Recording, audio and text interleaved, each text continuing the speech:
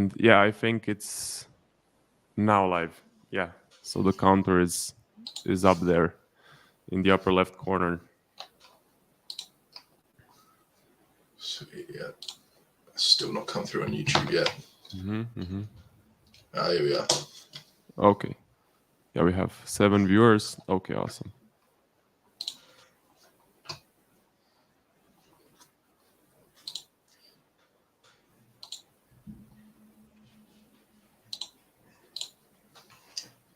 Afternoon, chaps. Hello, guys.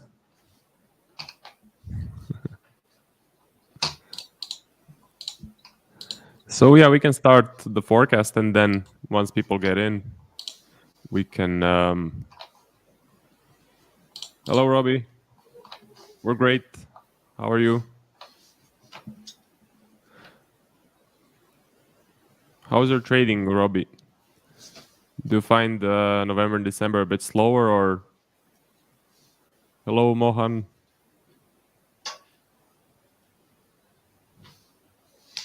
Yeah, it's this part of the year, especially the back end of Q4, there's usually not much going on. Yeah. Hello, Timothy. Yeah, nice to see you. Nice to see you. So it's kind of to be expected. That's why I made the video, like perhaps wait for starting a prop firm challenge with November and December and start in January. So Sam was just talking to me like that he has just bought. So you can tell them. Yeah, just took advantage of the FTMO discount, bought a new challenge, but then you can buy it now and still start it in the new year. So what about EJ? Don't worry, we'll get to it when we do the forecast. Yeah, we'll get to EJ. Currently, I don't have an order on for EJ, if you're wondering, because it's pretty range bound, but we'll get to a more detailed analysis a bit later.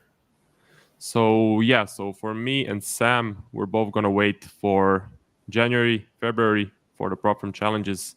If you guys are wondering, December is kind of usually winding down, pretty slow month. You know, the bankers are going on vacation, and it's just everything is winding down. So usually Q1 is a very good year. That's at least what our mentor always says. So Josh, and that's what we have found for backtesting. That is exactly what you want to do. So you want to give yourself the best chance to pass, and you want to choose the most profitable or the most active months, which is usually Q1, kind of March, April. Would you say something like that, Sam? Yeah, I would definitely say that. I mean, historically, January, February, March have been good times to take it. January usually is a huge month. I know this year wasn't as big as previous years, but yeah, I'm excited, man. I can't wait to get stuck in, to be honest. Yeah, me too. Me too. Yeah, we have learned so much from these slow periods. Learned when to stay out, learned what to take. Definitely a very good learning year. Okay, so we can start with the forecast now. I'll be doing EU, AU, and I believe NJ, and Sam will be doing EJ, AJ, and GU. Is that right? Yeah, that's great. I think that's the. So let me now share the screen. Share the screen number 2. Okay. Can you see this? Yeah, is it maybe too small? Let me just put this one here. Okay. So for EU, yeah, if you just squeeze it out a bit, it's looking pretty range bound. I mean, there is no clear direction. And prior to that even, so just a pretty slow market. Now we have opened, of course, you can see kind of loads of wicks and just ascending into descending channels. So a very bad warning sign, I would say. So we have this sort of a descending going into this ascending structure and just not showing us what we want to see. So the only thing I'm looking for on this pair, to be honest, is, well, I'm looking for a large impulse to the upside or a large impulse to the downside. So large impulse up, then a flag or break and retest, or a large impulse down, a flag, or a break and retest like this. So just to move away from the current structure, show us a nice trend up, nice trend down. That is exactly what we want to see. We can now move on to AU. So for AU, also range bound. I mean, it is moving a bit here, but now it's just going from this descending into this ascending structure. So really, again, not showing us anything special or any good price action. And you can see here we are just pausing in this larger box. Very bad warning sign. What we need to see, of course, we need to see it break out to the upside, give us a flag, or a break and retest, or a breakout to the downside, give us a flag, or a nice break and retest to the downside. What you also need to keep in mind is the liquidity areas, so where people keep their stops below and above. Right here, people are selling the top of the range, they're buying the bottom of the range, and a high probability pattern that Aussie US dollar does. So, and it works out most of the time if you manage to get in on a trade, is usually it kind of descends into these lower liquidity areas, reverses, and then starts trending to the upside. And that is exactly where we come in and we want to buy on these pullbacks, of course. That's the most kind of high probability setup on AU. And that is exactly what we look for. So it can go both ways. It can descend or it can also ascend and then reverse to a downside, show us a flag or a break and retest, again giving us a downtrend. High probability pattern on AU and something to backtest if you guys have not yet researched this particular pattern. We can kind of move on to my final one, which is NJ.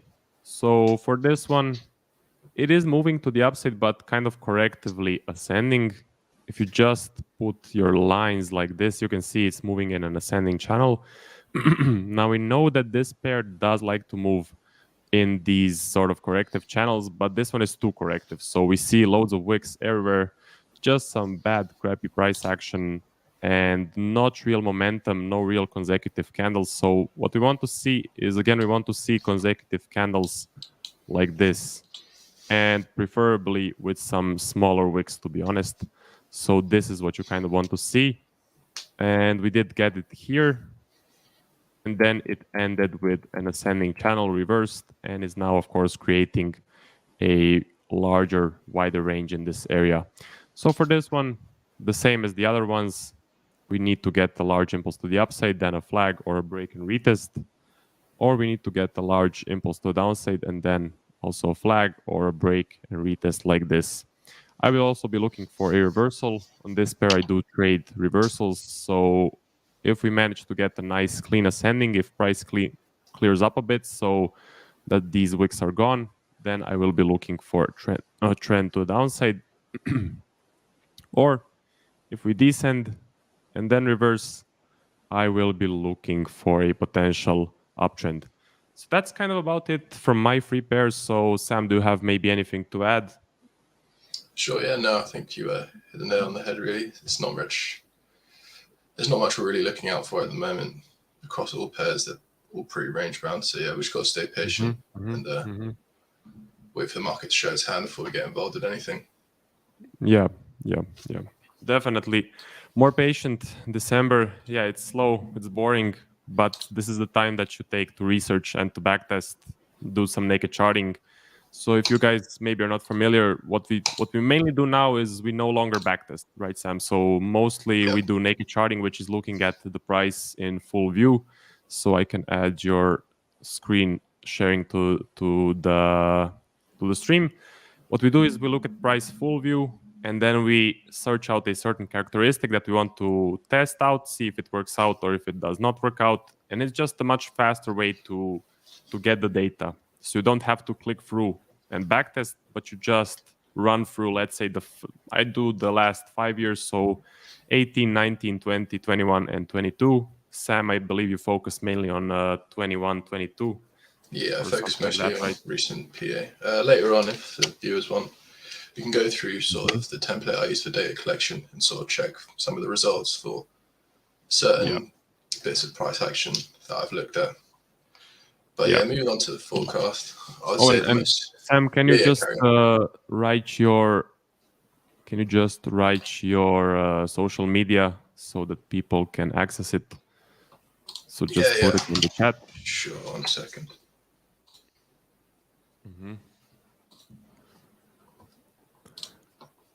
So Mohan, the 5% discount, I believe there is a 15% discount today. I believe it's only valid today for FTMO. It's from the Christmas period. So if you go into the Christmas rewards in your FTMO dashboard, click on today. So today is the 12th of December, and you will get a 15% discount. And it's only valid today. So you have to, I believe you have to pay the money, of course, today to get the discount. And it's worth it. I don't think there will be a bigger discount later down the line.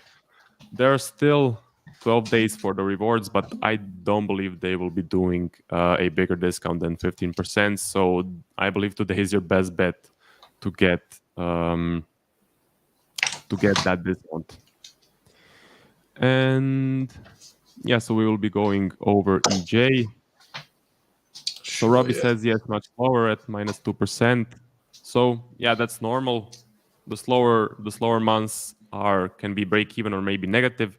What's important is to keep the losses small. So it's important for your month not to be at, let's say, -5, -10, -15%, but around -2, -3, -4. That's I believe a good month for a slow month. So yeah, we can now go on with Sam's forecast. So let's get into it now. Sure, yeah, no worries. So I'd say EJ is probably the most interesting pair that's forming up across all pairs that we trade at the moment. As we can see, we've had quite a few V reversals shown, huge volatility in the market at the moment. So again, we had a V here, and then we've had another one here showing me clear indecision about where the market wants to go. But yeah, as you said, Robbie, you spotted it just now. We've now broken out this liquidity area, and we are carrying on with momentum. I have no orders set at the moment, but I would like to see continuation from here to tap in and go, or more momentum and a nice quick bomb to get involved there.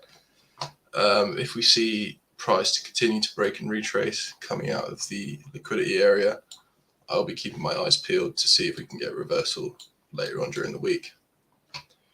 But yeah, that's basically it for EJ. And AJ, it's been consolidating for a while. We did see some momentum this morning, the end of Friday, but now I've seen a clear shift in momentum with these two candles here.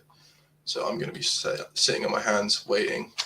The way we've ranged here as well means that we are forming pools of liquidity above and below these areas. So I'm just going to be watching to see how we break above the high or the low. If we start to ascend out of the high and reverse, again, I'll be very happy to take that.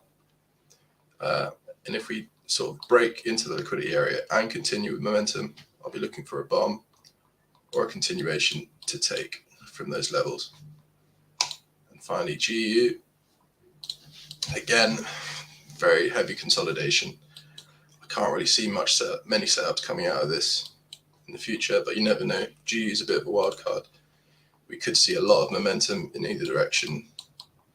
And if that does happen, I will be happy to take a flag or a continuation from each of those levels. But at the moment, for GU, I'm just sat on my hands and I'm just going to wait for momentum to come back into the market. So yeah, that's my outlook for those three pairs. Anyone have any questions on that? Yeah, if anyone has any questions, just put them in the chat. I'm just going to go grab a glass of water. I'll be back in a few seconds. Yeah, sure. Hello, are you guys buying the challenge with the Christmas discount and doing it in January? Could you do that? Yes, you can do that. I actually confirmed with FTMO this morning. I bought the 100K challenge, and it starts basically the moment you take your first trade, unless there's 30. If you leave it more than 30 days, you have to get back in contact with FTMO for them to reactivate the account. But if you buy the challenge, you have 30 days. And within that 30 days, whenever you take your first trade, that's when the challenge starts. But if it's longer than 30 days, all you have to do is just message FTMO and they'll reactivate it for you. So yeah, if you want to utilize the discount and start it later on, then yeah, you can do that. It's possible. Yeah, that's what we recommend. Okay, guys, so just put your questions in the chat. and we can now do a bit of backtesting. For example, for August on the Aussie US dollar. So I believe that was a very active and an interesting period. We'll see what's your guys' opinion on some trades, and just put your questions in the chat. We'll go through them after the backtesting session. So let me now just share my screen. Just a sec. Present, share screen. Screen number 2. Okay. So let me just open my backtesting, or we can do it like this here. So Aussie US dollar, and let's go to August.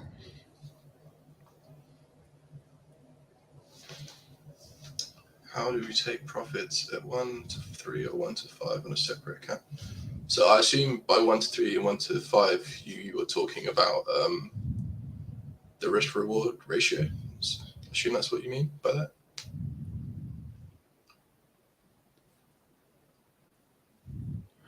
Let me just clean up these lines. Losses. Yes. So with our strategy, we have no set risk reward. That's one part of our strategy that I would say is completely discretionless. All we do is simply trail our stops between the highs and lows. And if the market wants to continue trending, we'll take the higher risk reward.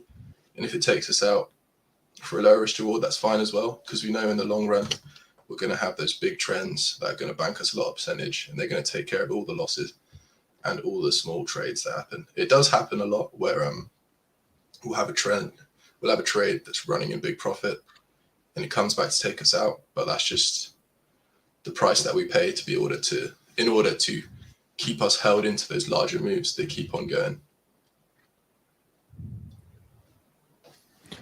Yeah. So let me just see what was the question. It was hi guys, do you take profits at 1 to 3 or 1 to 5 on a separate account? Okay. Oh, and you then explained our trailing rule. So you're saying you have a separate account, which one that you take the profits, another one where you keep it running to keep your psychology good. So Debo asks, Sam, how long have you been trading? Oh, this would be about 2 years now. Yeah, me too. So when did you start with Gorilla? February 2021. Yeah, I was in January, so yeah. But basically, I can scratch off the first 6 months. I wasn't really doing anything constructive. I was just running around and backtesting and really struggling. It was pretty bad. So yeah, I kind of wasted my time. I think it's the same story for everyone, man. How did you first get into the signals? So the signals. So what? Sorry, can you repeat the question? What sort of first introduced you into this space? Was it signals or crypto? Oh, yeah. So first I joined the forexsignals.com. Yeah. It's some sort of a educational website. And there you can take signals and you can also do some education. So there are many mentors. Each one is doing a different thing. So first, of course, I started with the signals and then just saw that there is absolutely no opportunity to make money in signals. Then I started learning about the markets from this guy called Mark Bennell. He was pretty good mentor, but just the education was all over the place. There was no structure, no real one strategy, and you could not really get consistently profitable with his knowledge, because you could, but you had to pay for one-on-one coaching from him. So basically, it was too expensive for me at the time, and I decided to then quit Forex Signals and do guerrilla trading because of Hannah Forex and the girl from the FTMO interview. So what's her name? Holly. I forgot. Holly. So basically, because of those two people, I joined Gorilla, and yeah, best decision ever. Gorilla's freaking awesome. Learned everything from there, and that's kind of the hardest part in this space to distinguish between the bullshit education and the real education. Finding real education, it's pretty tough, especially in the Forex world where there are so many. I mean, 90% of the communities out there are just scams for you to pay them a fee and learn basically nothing. So yeah. So And Timothy, did you start? Oh, sorry, carry on. Oh, did you start with Gorilla first, or were you in some other community? No, I started with there was this bot called Breakthrough Trading, and I saw one of their ads. It was like, just turn on the bot, and it will tell you to buy here and sell here. You don't have to do anything, and you'll be rich in like 6 months. But obviously that didn't work out.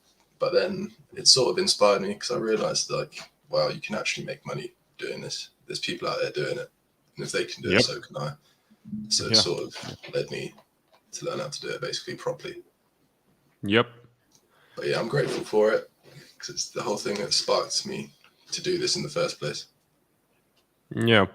I mean, everyone starts with some bullshit signals or bots or some sort of like I don't know, some sort of a scam, right? So yeah, it's normal.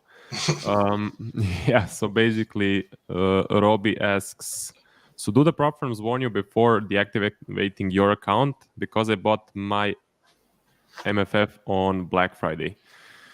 So not really sure what you mean about this. So you mean if you're not making any trades? I believe they do get in contact with you. So I know about FTMO that they definitely get in contact with you if you're kind of not active, not taking any trades in your challenge or the evaluations. But MFF, not sure. I believe they also notify you, or at least if they deactivate it, I believe you can definitely reactivate it if you just get in contact with them. But yeah, not really sure what was the question here. So yeah, maybe he was talking about, because we were discussing it earlier, when if you buy a challenge and you don't take the trades on it because you want to, like, say you buy it in December to get the discount, but you want to take it in January. I know FTMO, they give you 30 days for you to start it on the first trade. And if you don't use it more than 30 days, they deactivate it. Like, it doesn't mean you've lost it or anything, but it just means you have to get in contact with them again to reactivate the account. I'm not sure how my Forex funds do it. I would ask the customer support if I was you, but I would assume they would do something similar. Yeah, definitely ask support or write them an email. They will respond in maybe 5 or 10 days. That's the usual response time. At least what I got with FTMO. They're kind of slow, but yeah, what you gonna do? If you use the chat page of my Forex funds, they usually reply in like an hour. Oh yeah, there's a live chat. Yeah. But usually the experts, when there's a hard question, they just tell you, okay, send an email to support, because they're kind of there only for the basic questions, so they don't really know the exact details. So if you have like a specific question, your better bet is to go write an email to support, or you can try the live chat and then see what they will say. So that's kind of about it. Moving on. So would it be a good idea to trade 3 separate accounts, Free, 5, and Gorilla? So you mean by taking profits with the Free RR, 5 RR, and Gorilla? I would say keep it. I would definitely recommend keeping a trailing stop loss. I would not mix Free and then 5 and then Gorilla trailing stop loss. I would just simplify everything, simplify it as much as you can. Keep it simple. Keep it simple, keep it easy, and you'll definitely make the most money with the Gorilla trailing stop loss rule. It's just the best. So what's your take on this, Sam? I'm the same as well. I used to think as well. I think Josh says it quite a lot. Everyone tries to improve the management system, and then they realize that it was perfect as it was. You try and make it better, and then you realize that you're losing out on profits. But like you said, to keep your psychology good, I mean, if you have to change your plan and alter how you manage your trades in order to keep your psychology good, it's a sign that you perhaps have to work on your psychology as a whole, because you shouldn't have to influence your trading to keep your psychology well. You have to influence your psychology to keep your trading well, if you know what I mean. So it should be the other way around. But I mean, if you did test 5 to 1 and it does work for you, I mean, forward test it, see if it works. And if it's something you want to keep going on to in the future, I mean, there's no right or wrong way to do this per se, but if it works for you, it works for you, man. Of course, yeah. Yeah, if 5 RR works for you, then do it.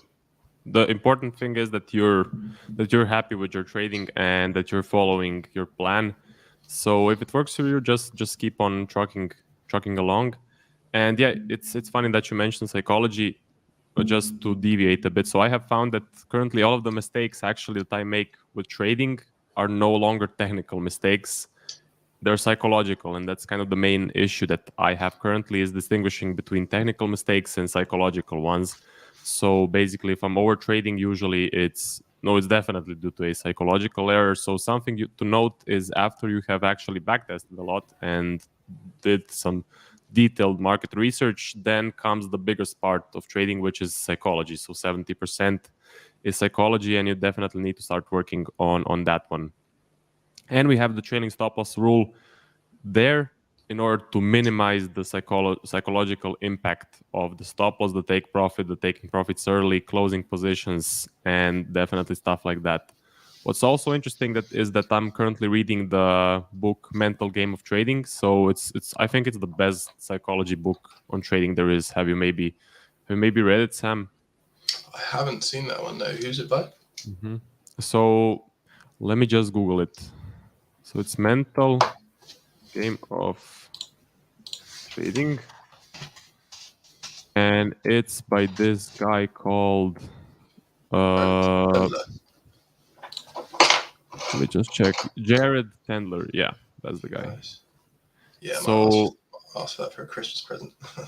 yeah, I think it's the best book on trading psychology. I recommend it to everyone to read it. And in this book, like, most of the errors that people make is with their stop loss, their take profit, taking profits early, and basically all of these errors, or over risking, basically all of these errors are kind of minimized with the gorilla strategy, because you're always risking 1%, so you're never going to, like, question yourself, okay, how much do I risk on this one? Do I do 0.5 on this one? Do I do 2% on this one? You're always risking 1. And then take profit is non-existent. So you're just having a fixed stop loss, 12 pips. We never change the stop loss size, which is another thing that most traders do wrong, is they extend their stops. We use 12 pips for every single trade. And of course, then the trailing stop loss rule, there is no problems with taking profits too early, or extending the stops. So, like, most of these errors that I'm reading from the book are minimized with the way we trade, which is very interesting, I would say.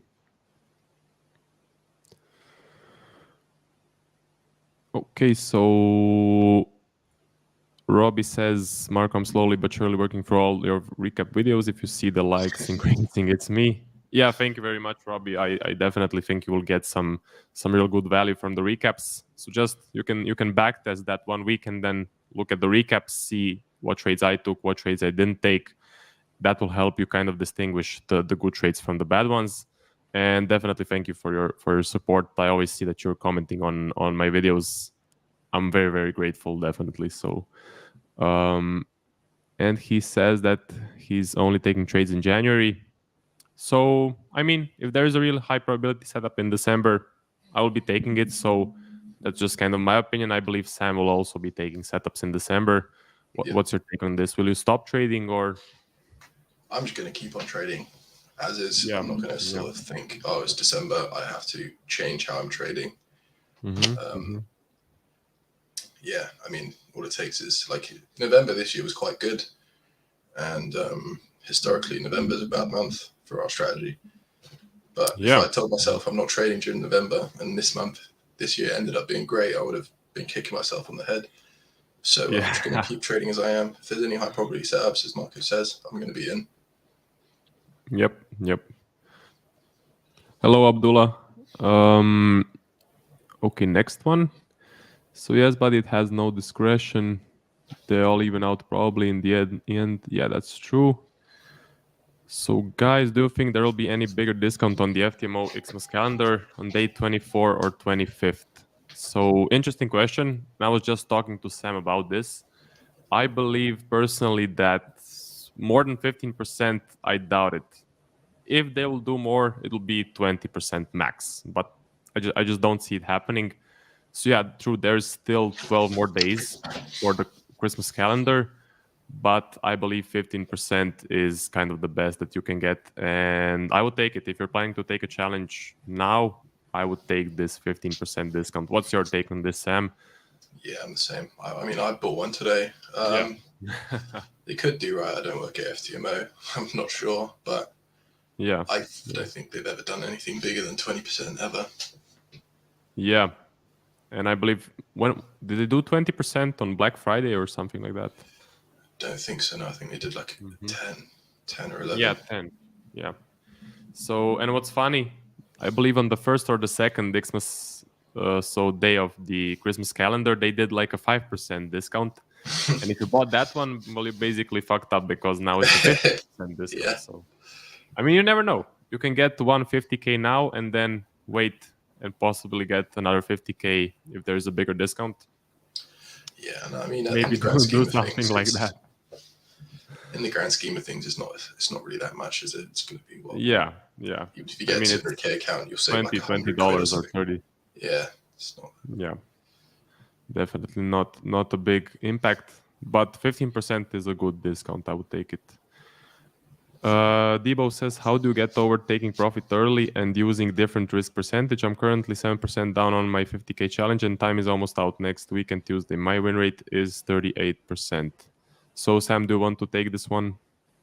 Yeah, sure. So, as I explained earlier, I'm not sure which strategy you trade. I mean, I know some strategies do use different risk percentages if they have. Yeah, like Debo, write in the chat which strategy do you trade, so that we can get a better idea. Because I know some strategies sort of have different risk parameters depending on the they sort of classify. I know some strategies, they classify the setup to see if it's low probability, medium probability, high probability, and then they use the risk according to that. That's one thing I've been exposed to before. But with us, we just have a flat risk rate. We don't change the risk at all. And when it comes to taking profits, we just trail our stop loss and let the market decide how much profit each trade's going to give to us. So we never really have to think about that in general, because it's really helpful not having to think about that, because you'll see a monetary amount on your MT4 and think, oh shit, this is going to pay for my holiday, this is going to pay for my car, this is going to pay for my rent next month. But without having that sort of influence on your head, you can let the market take you out when it wants to take you out, and you can actually bank some huge runners with that strategy. And you're currently 7% down on your 50K challenge, and time's almost out. So as you're taking challenges, like, would you say that you've been consistently profitable consistently? Or did you just sort of buy the challenge thinking you would pass it, sort of thing? Because I know I've done that mistake as well. I've bought so many challenges thinking I wasn't even consistently profitable. And then I was just buying challenges thinking I'd magically pass them. So, like, if you're not, like, just be true to yourself and honest to yourself. Like, are you actually physically ready to be trading these larger funds, and are you ready to take these exams? Because if you're not, just work on your trading, and just keep grinding every day. You eventually be in a position where you'll be able to pass and manage those larger funds. And I mean, if it's almost out next week Tuesday and you're 7% down, I would say if you're still down and it's coming up to, say, next Monday, next Tuesday. Obviously, I don't advocate this in normal trading, but if you're down and you've got nothing to lose, you might as well put on a huge. You basically have to gamble at the end. You might as well have got nothing to lose and see if you can get to break even to get the retry. Yeah, it's 50-50. Yeah. But I gambled, I believe, 2 times. One time I won, one time I lost the challenge. So just, I would say, risk 2% on a trade and try to get above break even, and then just exit the trade immediately. If you get above break even, you'll get a free repeat. So just don't try to do the 5 or the 10% with a gamble trade. Definitely risk 2%, see if it works out. Maybe it will, maybe it won't, but you have nothing to lose. And do it in the last 3 or 4 days, I would say. So yeah, for sure. Yeah. And that's a good win rate. Yeah, it's not bad. Win rate 38%. That's much better than mine. So pretty good. And so he also says that he noticed trades also. So that is the exact reason why we risk 1% on every single trade. You never know which one will go and be a huge trade. That's kind of the main reason we risk 1% on every single trade, because you never know how the probabilities will play out. So for you, I would recommend gamble the rest of the challenge, try to get above break even, and then just risk 1% on every single trade. Don't do 0.25 on some or 1% on the other ones. And I see that your GT strategy 9 months. So yeah, so basically just follow what the GT strategy teaches, and 1% per every single trade. That should be enough for you to pass the challenge. So 9 months, I mean, that's good. That's a lot of time, I would say. And but if you're still not sure, you can do demo FTMO. You can always do demo. So important thing is not to rush into a challenge. Moving on. So Sam, there is some kind of, do you hear it? Some kind of a background noise. I don't know if it's coming from me or from you. Can you just try to? Oh, okay. Yeah, yeah. I believe it's coming from you.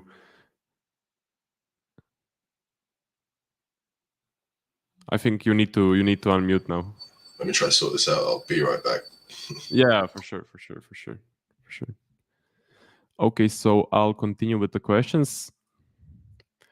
Timothy says, guys, would you say that following your rules is the most important factor in success? Yeah. But I would say it's not the most important factor. I would say the most important factor is persistence and never quitting. So if you persist, if you never quit, if you keep refining, learn from your mistakes, and just keep learning from every single mistake, then you will definitely reach success. I know that our mentor, so Josh from Guerrilla Trading, he took 10 or 12 years to actually get consistent. So it can take a lot of time, but if you stick to it, okay, it's much better now, Sam. Yeah, I don't actually had hear. some Christmas carol singers that were ringing bells outside.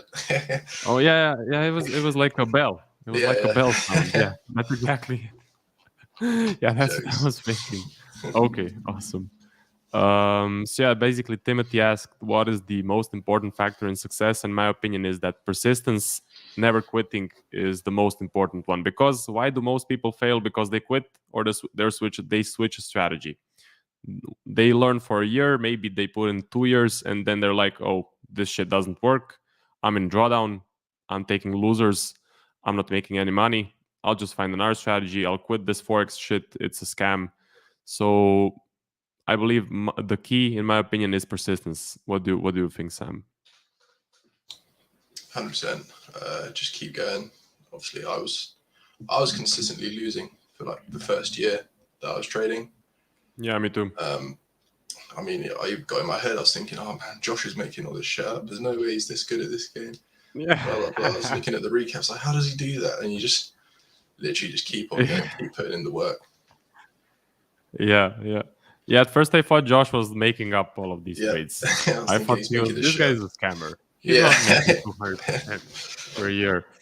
But as I got into it, I was like, there's no way he's faking these trades, and he's even missing some setups. He's taking some bad trades that I wouldn't take. Like he's taking some crap setups also. So by following him for more than a year is what really sold it in my head that he's really taking the trades. And of course, you can go to the FTMO leaderboard. I believe Josh is now 100K in profit in 1 month. Yeah, but like especially as you improve as a trader, you start noting yourself matching the exact trades he's taken, and you think, okay, there is actually a method to this madness, and there is a way I can do this. Yeah, if you guys go to the FTMO leaderboard, there is a guy, Joshua B, and he's making huge profit. And I still don't know if it's really Josh or if it's some guy that just fucking around. I spoke to him on the Christmas meetup. It's not him. It's not him because the flag was American, and then we were like, why is he from America? But then it switched to England. So I was like, oh, that's definitely Josh because it's now from England, right? No, he confirmed it wasn't him. Okay, well, there's still Jack. So Jack is still on the leaderboards, I believe, and we know that that's really him. It's confirmed. If you guys want the evidence, so it's on the FTMO leaderboard. Okay, let's go to the next one. I'm looking for one thing to focus on as so many things. Okay, so you're looking for what you need to focus on is well, just persisting, and just Timothy, write down if you're in Gorilla, so that we I can mean, get a better idea of your experience. So Abdullah says, "Hi guys, hello, how are you doing?" yeah. So just going back to Timothy's point there, yeah, it's a very good point that you're bringing on. There's a lot of things to focus on, and it can be a lot. It can be very overwhelming as you're starting to learn. How long would you say you've been testing the Gorilla strategy for? Have you completely back tested all pairs? So you're asking So, Timothy or me? yeah, Timothy. Oh, So, okay. you're funded in Gorilla. Oh, nice. So, Oh, awesome. yeah, Okay. you've back tested all the pairs. So, I would say a thing that I found recently that's helped me out in the past few months has been doing focus naked charting. We could go out and show you. Let me share my screen. I'll show you sort of the side of work that I've been doing. 2 seconds. Okay, let me add it to the stream. Okay, awesome. Can you just extend it a bit so that we can get a better look? Awesome. Wait, awesome. Okay. wait. Let me. Sorry, I'll change it to to a window, not a screen. My bad. Okay.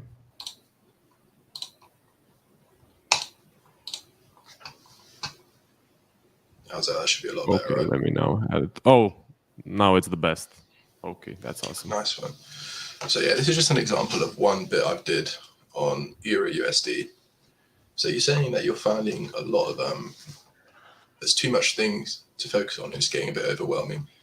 So you just got to focus on one thing at a time. For instance, Josh always says in his recaps, when we see a V reversal, we're likely to see a range and a continuation, or it just range and sort of correctively break the high or the low.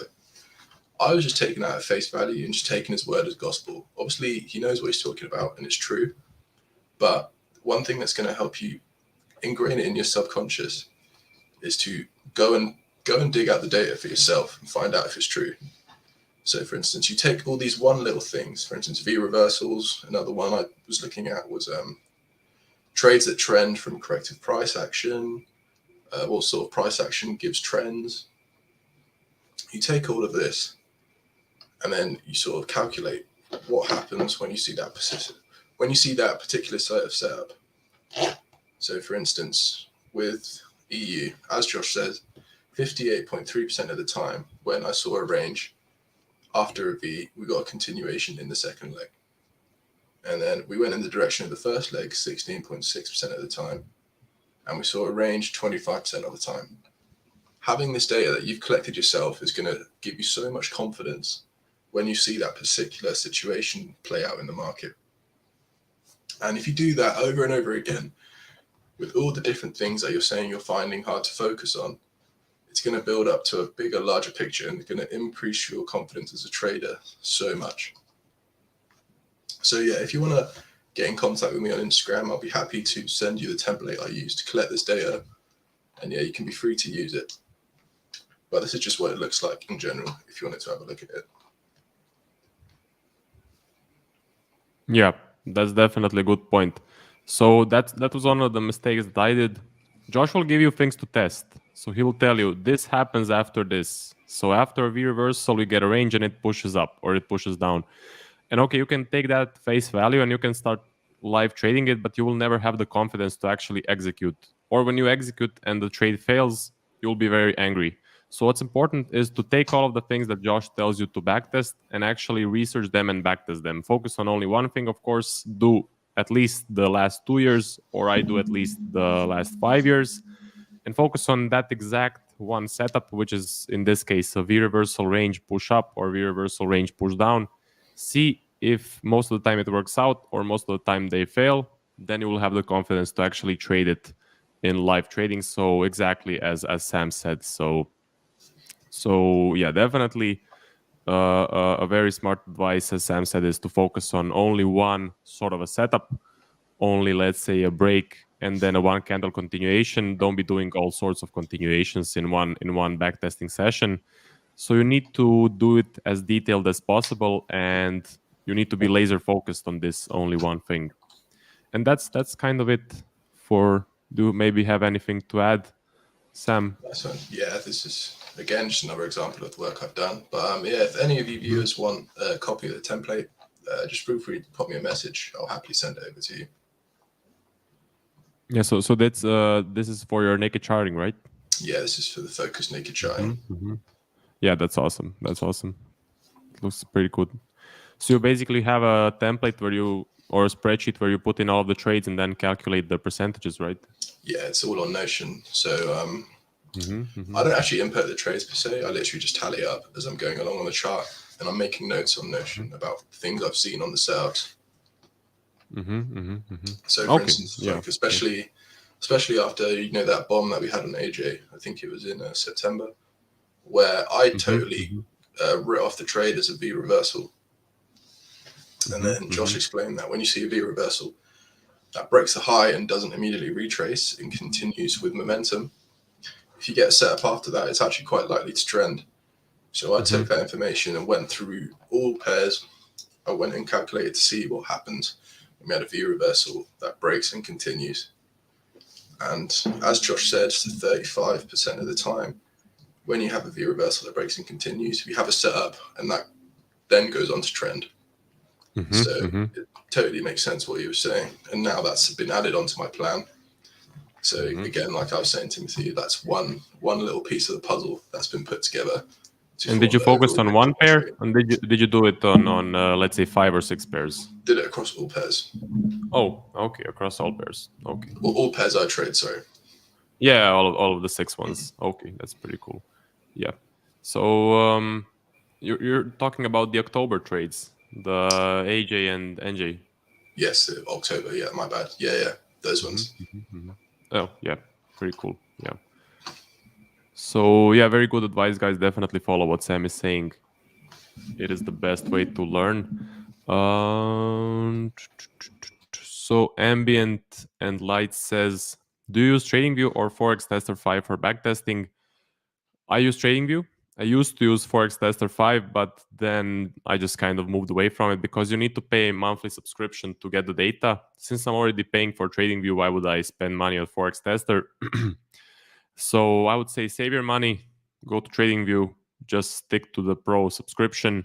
You can go back at least 5 years, and that's what works for me. What's your take on this, Sam? I don't know if you ever tried one of these backtesting softwares.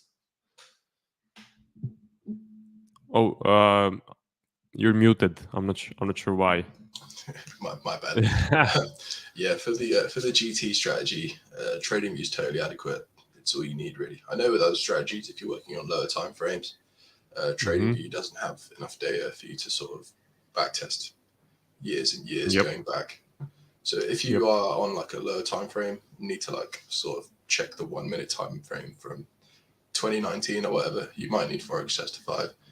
But in my experience with the GT strategy, TradingView is totally adequate. You don't need anything else.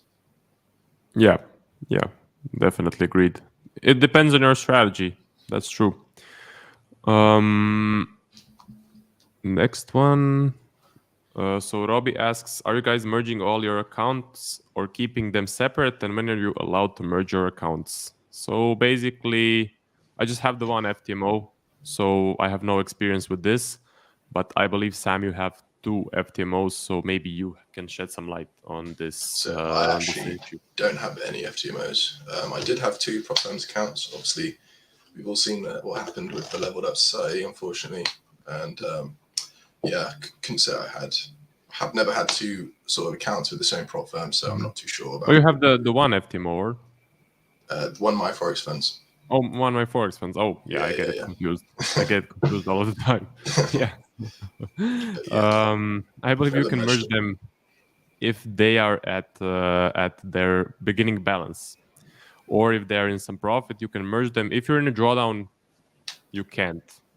You definitely can't merge them if you're in a drawdown on your first account and if you just got your second account, for example. So yeah, that's basically something for you to maybe ask support. But if you're in a drawdown, I would not expect they allow you to merge accounts. So yeah, Debo says GT strategy in 9 months. We have already gone through that, so that's awesome. 9 months is pretty good time to learn. Forex Nerd says great live stream, guys. So thank you very much. Thank you for the support. And Timothy says so. Jack Hilton made 46K. Yeah. So basically, on the FTMO leaderboards, he was second or third one, and He he's was first at one basically point. yeah, he was first at one point. He's basically trading the Gorilla strategy, and he made around 16 or 17% with a fully funded FTMO account. So that's freaking amazing. And I believe he's one of the best students from Joshua. I think he's actually the best student from Joshua because he's getting these awesome consistent results, and he just proves that it's possible. If you put in the time, put in the work, it's definitely possible, and you can make, of course, loads of money. But then also expect some months to be break even or negative. So this huge profit for that 1 month, you need to save up to get your expenses taken care of for the next few months to get you For through sure. these break even and losing months. So that's kind of to touch on this topic. Using Gorilla. Yeah, so we're both in Gorilla, if you're asking that. And Timothy is funded with Gorilla, so that's awesome. 13 years, not sure. Are you trading for 13 years or? I think he was replying to some questions that we were asking. Oh, yeah, maybe he was replying to some sort of question. So Ismail says, what are your thoughts on the prop firm called Finotive Funding? Looks good. Never heard of them. Have to do a bit of research. But one thing to note, there is a prop firm popping up every single week. There's a new one every single week. And what I would do is I would stick to the ones that are actually paying out where you have the evidence of the payouts, because these new ones are offering 50% discount or just a 2% profit target and just some really shady stuff. If you have seen them paying out traders, then okay, I would jump in. But if they're really new, I would wait for them to establish some credibility, pay out some traders, see exactly how they're operating. So yeah, I would just be really, really careful with these new prop firms. Basically, I believe that happened to Sam with the Leveled Up Society. They were offering a huge discount. Maybe you can touch on that pretty quickly. Yeah, so they offered 25% off, I believe. Bought it. They did actually pay me out, but then after a while, I don't know. Obviously, I think what happened was they're thinking, "Wow, this guy's actually requesting payouts." We don't want traders that request payouts. We want traders that buy challenges and fail. So, if I was you, I would go for the sort of the big two firms and max out with them. Once you're maxed out with them, maybe then take a risk on the smaller firms. It's a shame because Finitive Funding, they could be a great company. They could be very transparent and ethical, but depends if you want to take that risk, man. You can either take a risk on them or go with two firms that we know are payout traders and quite transparent with their business. Yeah. So for me, it's the top dogs, FTMO, MFF. That's what I recommend to other people because I have the evidence that they're paying out. I know traders that have actually been getting payouts also. So it's just the top ones have credibility. The new ones still have some time to prove themselves because there are so many scammers in this game, especially with the prop firms. It's like a casino, and they don't want traders making money because 99% of them are not covering your trades. They're paying your profits from the fees of the traders that actually lose the challenge. So it's not in their best interest for you to start passing these challenges and actually making some profits. Just have that in mind. So Timothy says definitely backtesting. Yep. So backtesting is the most important part when researching a strategy. You can't skip that part. Stan, hello Stan. So he says, I have been with GT about 9 months and I'm a part of an Australian accountability group. Is there any exercises you could recommend to do with the people in the group that you do in yours? Oh, so that's an interesting question. Very good question. So we have a 10 person accountability group, or is there more of us, Sam? Yeah, 10, I 11, think there's 12? about 10. Yeah, so about 10 of us from Gorilla. And what we do, so we get together every weekend on a Sunday. We have an accountability call. We discuss our weekly goals, weekly advanced self-review. We see what we can do better, see what we can improve, see what we have found in the market. So some setups that work, some setups that don't work.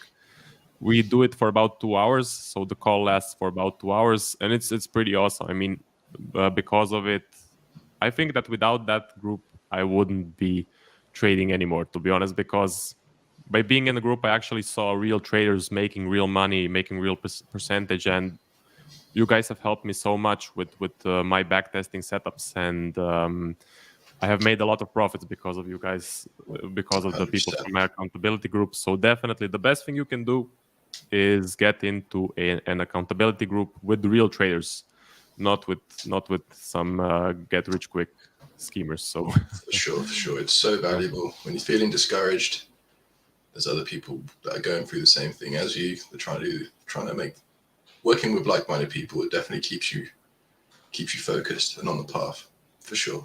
yeah, because trading is so damn lonely. You're out there by yourself. You're taking these losses. You have no one to talk to. I mean, your family just they won't understand what you're going through. So you need to get yourself surrounded with some real traders going through the same thing. So what I would recommend is two things. First, weekly Zoom call for 2 hours. Discuss how you did that week, what you did wrong, what you did good, and discuss certain setups, do some market research.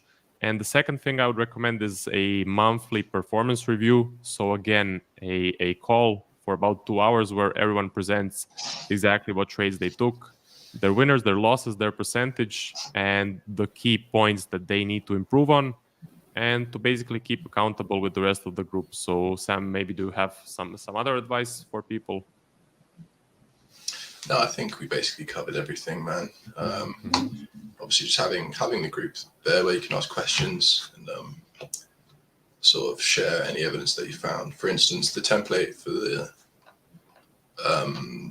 focus nation charting, that was actually inspired by another member of the group who told me what he does, and I went to create this template. So many invaluable things. You can, it's like you can, what's the saying? 10 heads better than one, right? So Yep. just defo all just work together, and yeah. So I think you covered everything there, basically.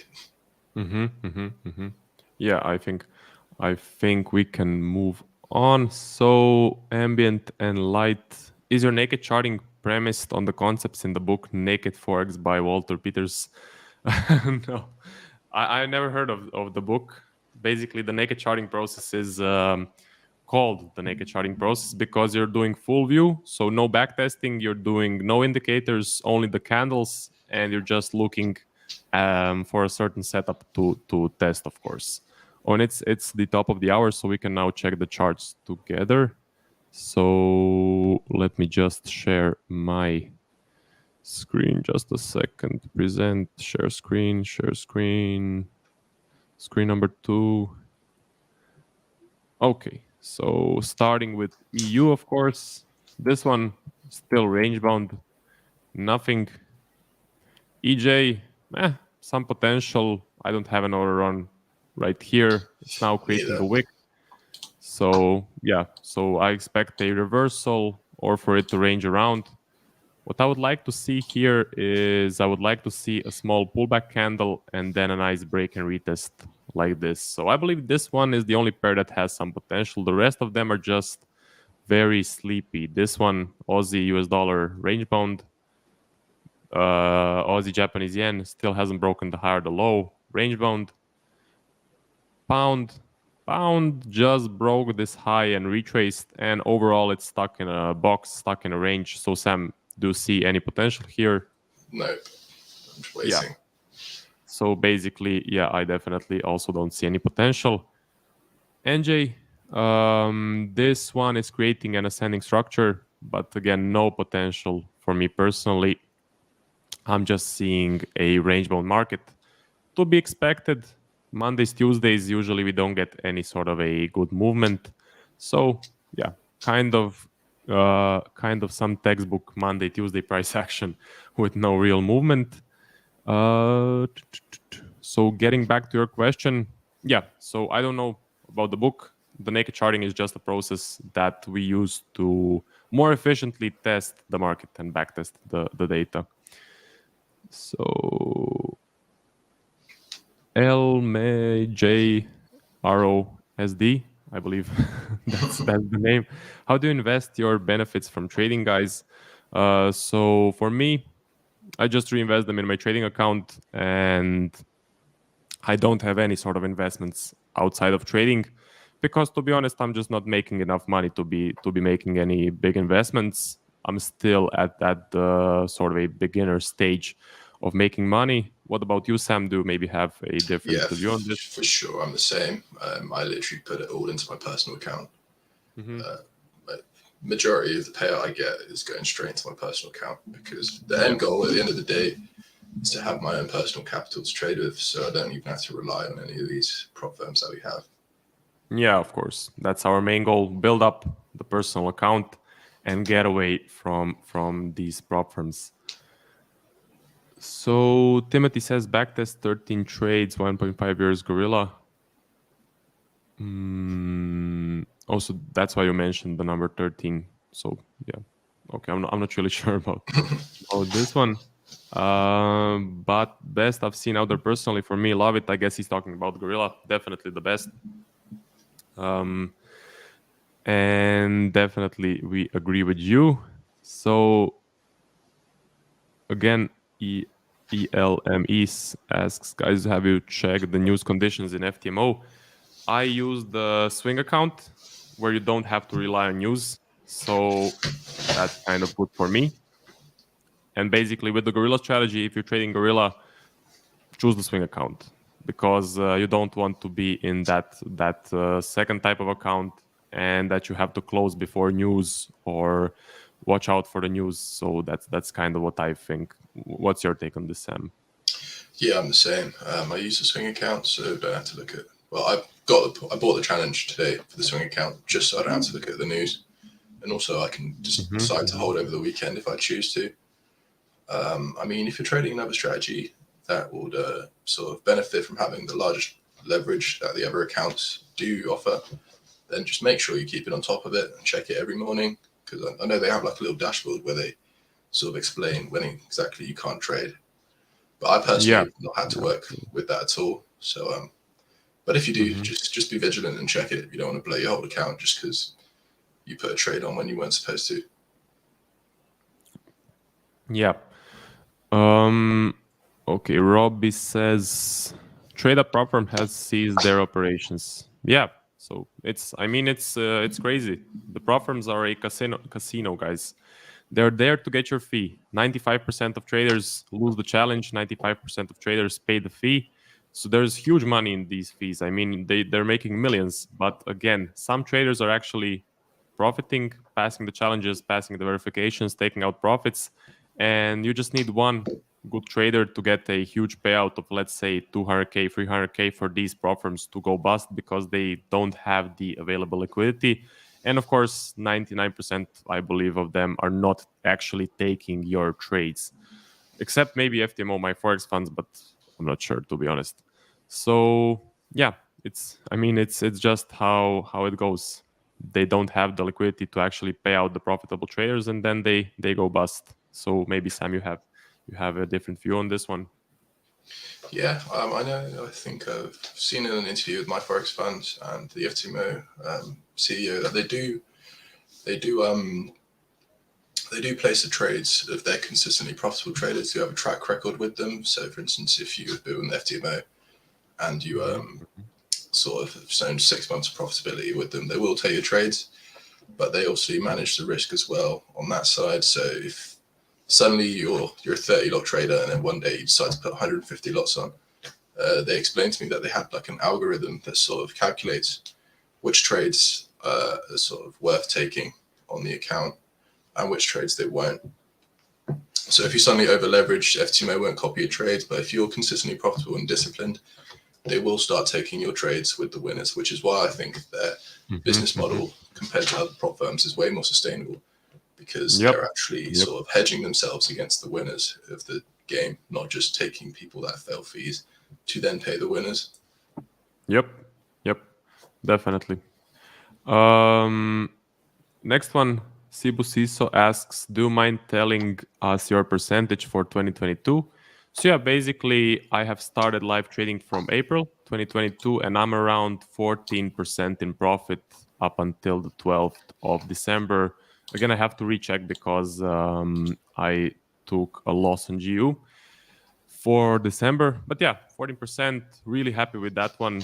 For someone starting from April to trade, I believe it's some really good percentage. And again, for next year is when we actually make that huge percentage. It's first year, you're learning, you're losing money. Second year, you make very little money, you're still learning. Third year is where the big money comes. That's usually the average time frame of a trader. So Sam, do you want to share with us your opinion on this one? Yeah, sure. I don't mind sharing my percentage this year. So for this year, I'm up 23.25%, and I did start same time as Marco back in April. But yeah, that's freaking awesome. Congratulations, Sam. Thanks, man. It's decent. Awesome. It's decent. I mean, you've still got a long way to go, man. Awesome. Still got a very long way to go.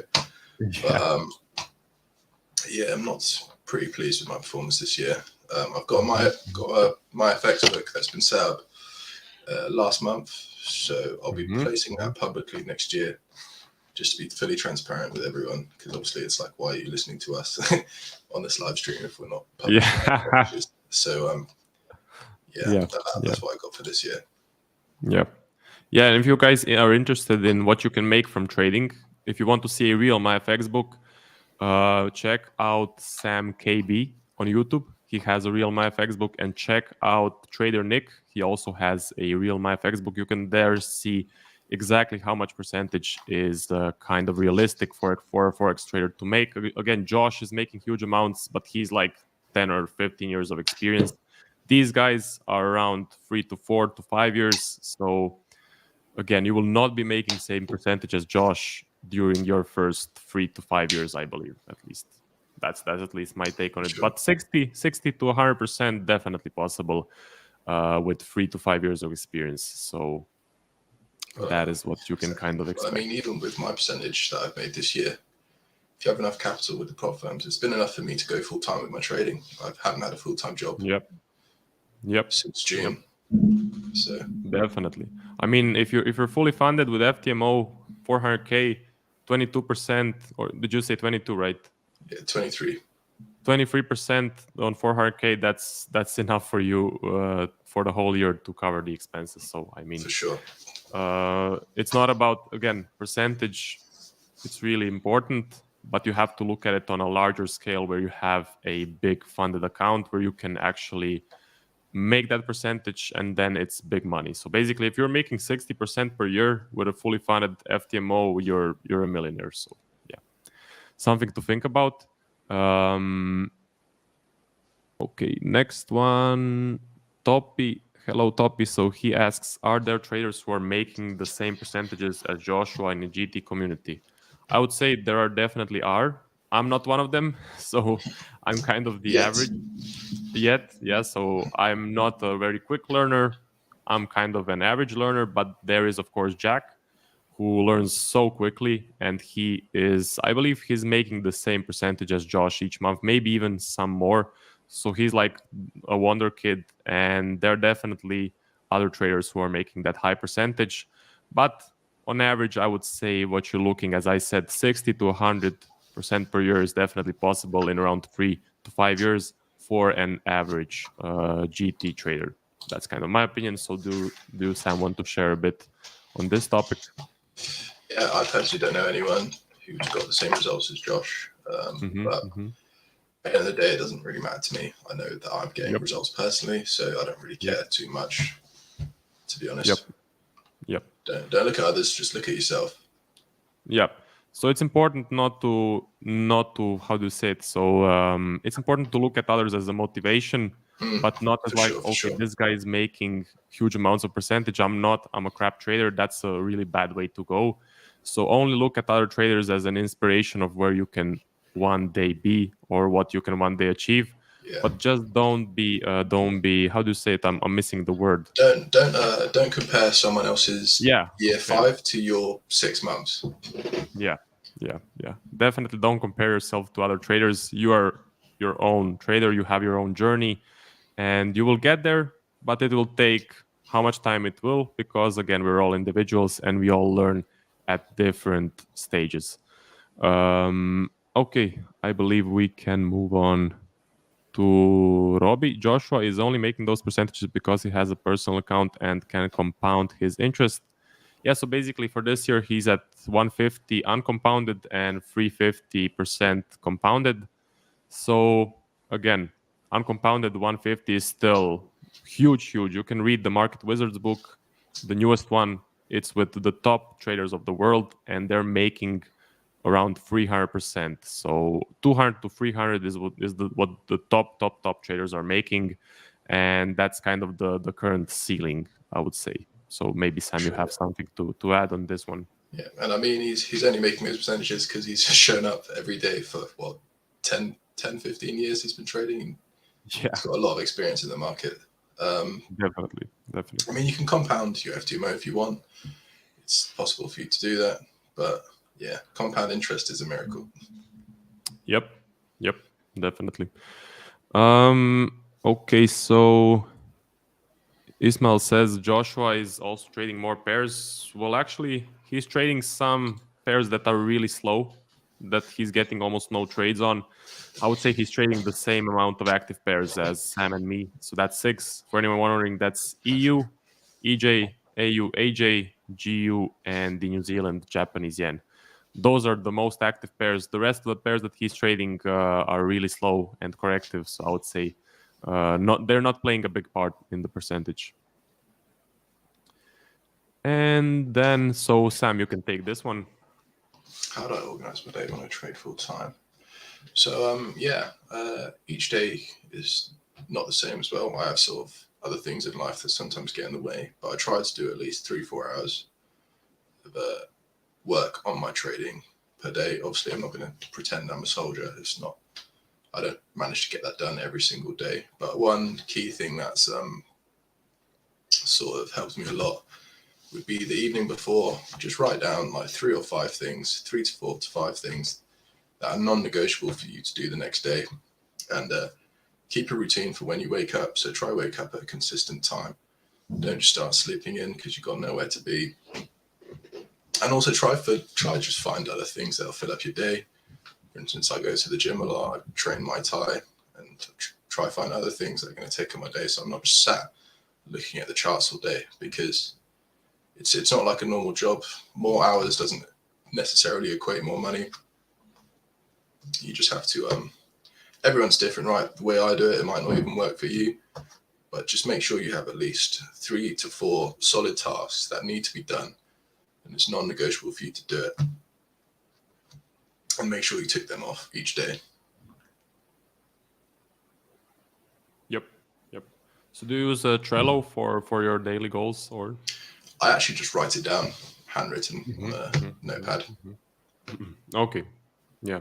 So for me, I basically use the Trello website, and then for each day, I have 4 goals or 5 goals that I need to accomplish. It's usually winning trade gallery, naked charting, read 20 minutes, do a forecast, and then I maybe put in one more thing. Let's say make a YouTube video. So 4 to 5 things per day.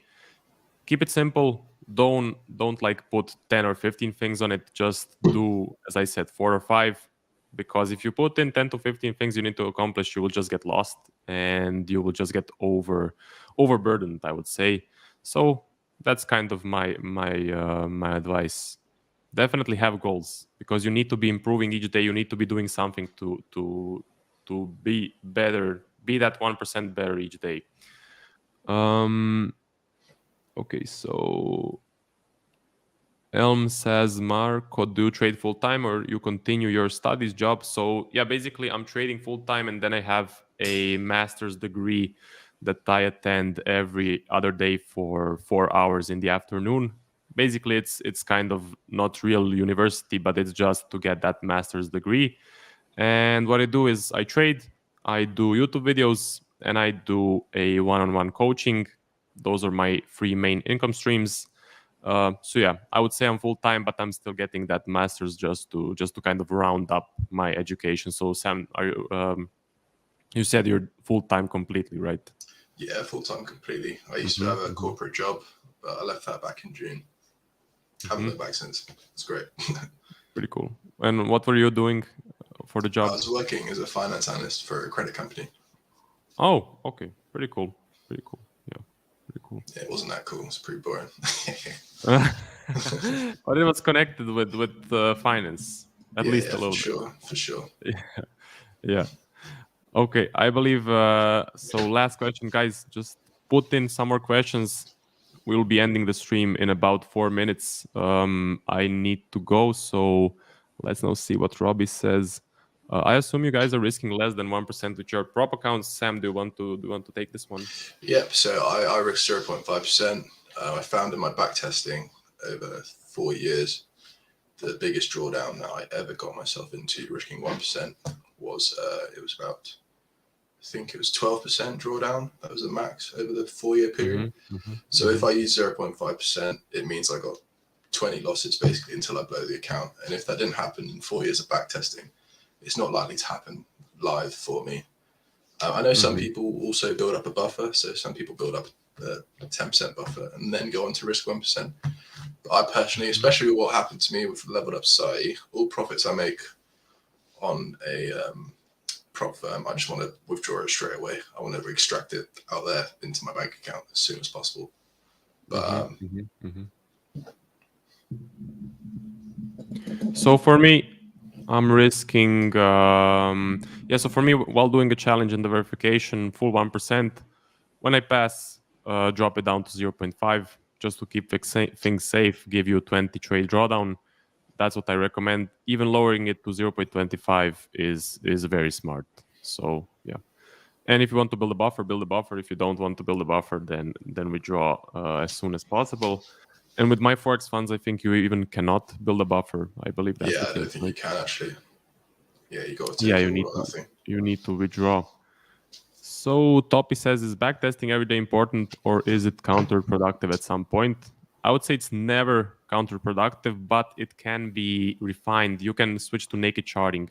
So backtesting takes a lot of time, and to go through the actual quality data, it will take you a lot of time. So basically, I would recommend doing naked charting, full view, only candles, no indicators.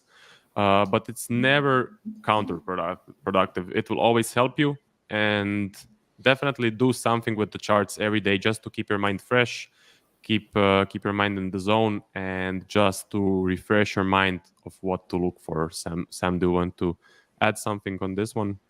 For sure, yeah. I mean, I would never say it's counterproductive, but for me, across all my pairs, I've actually backtested so much that when I backtest now, all the setups that appear, I've seen them before, and I'm actually just taking setups based on memory. I'm not taking it based on my sort of ability to think and actually analyze the charts, because I've seen it before. It's just a memory game. So I actually barely backtest anymore. But as Marcus said, the focus naked charting's really been a game changer for me. If I watch a recap, I'm not sure why Josh took a trade, I'll write down one of the reasons why he took that trade, and then look at the previous data in the chart to see if what he's saying is true, and haven't seen a time where anything he said isn't true. But doing that has really helped sort of put those setups in my subconscious, and next time they appear, I'm in the trade basically. I mean, I think a recent example of that would be the AU trade we had in November. There was a trade I missed in October, the one with the one candle pullback, but it was the same color. Did you manage to grab that? In November, or? It was the one in EJ. I think it might have been October. It banked like 8%. Oh no, it was October. Yeah, I missed it. Yeah. That was a good trade, but unfortunately, I missed it. It's just another good example. Like, I missed that trade. Yeah. Man, saw that happened. Naked charted that exact setup. Same thing played out in for AU, in November, and I was in the trade. So it definitely helps me a lot. Yeah, and the winning trade gallery every morning, that that is also very good to refresh your mind. For sure. Yeah. Okay, guys. So last question, because time has run out, unfortunately. So Sam, do you want to take this one? It's from Martin. So what is the one thing people spend too much time on learning trading that they shouldn't? What's your opinion on this one? It's a good question. It's a good question. I'd say a lot of people spend too much time on strategies, and then oh shit, it's a good one. I'd say people spend too much time jumping from strategy to strategy, so they spend way too much time learning strategies instead of working on themselves. So, for instance, someone will join Gorilla, stay there for 6 months, be like, "Oh, this strategy shit, it doesn't work," but they haven't actually done the work on themselves as a person in order to be successful for that strategy. So they then just go and move on to a different one. I think, and the same thing happens, and they get stuck in the loop where they just keep on switching strategies. So they spend way too much time on the technical aspect of trading instead of up their personality to become a trader, basically. Yep. So I can give you a specific example for Gorilla. I would say don't spend too much time only backtesting, but do the hyper learning process if you're in Gorilla. So backtest 1 week and then look exactly what Josh said about each trade for that week. That's the quickest way to learn, and that is why I lost huge amount of time, because I was just solely backtesting and not really learning from Josh. So from the start, make sure you're watching his recaps and really doing the hyper learning process. And in general, for trading, I think people spend too much time focusing on risk management and psychology in the beginning. So what you need to do in the beginning is focus on solely the strategy. Don't trade, just focus on learning the strategy, because if you don't know the strategy, risk management and psychology won't help you with anything. So just focus only on the strategy from the beginning. Once you start live trading, of course, you need to start doing risk management learning and psychology learning. But in the beginning, just focus on the strategy, because it's kind of, without the strategy, you have nothing. So it's the first thing you should learn, I believe, at least. Yeah, and I believe that kind of wraps up the stream. Thank you everyone for joining. So Eaura, hello. I'm sorry, but you joined at the end of the stream. So but thank you for joining anyway. That's about it for the stream. Thank you guys for watching. Great questions, great Q&A. Really enjoyed every single question. Make sure you tune in next time. Follow us on Instagram. I will put Sam's Instagram in the description of this stream. So we will be posting a announcement for the next one. I believe we shall do it maybe in a couple of weeks. We will see. And yeah, any final words from you, Sam? No, it's been great. Thanks, everyone. Yeah. So thanks, everyone. See you on the next one. Cheers, guys.